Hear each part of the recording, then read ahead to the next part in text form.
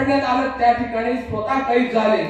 अतुलनीय शौर्य पराक्रम गाजवलं आणि औरंगजेबांना विचारलं की संभाजी महाराजांना असं बांधलेलं आहे आणि विचारलं क्या है स्वराज,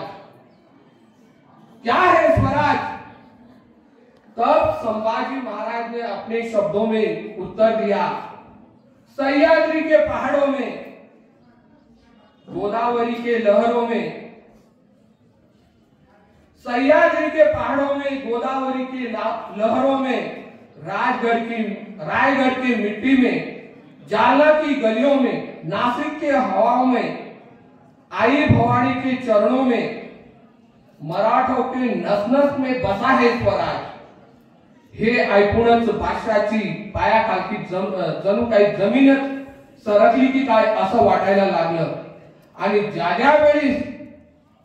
असे अटक केल्यानंतर 1 फेब्रुवारी 1689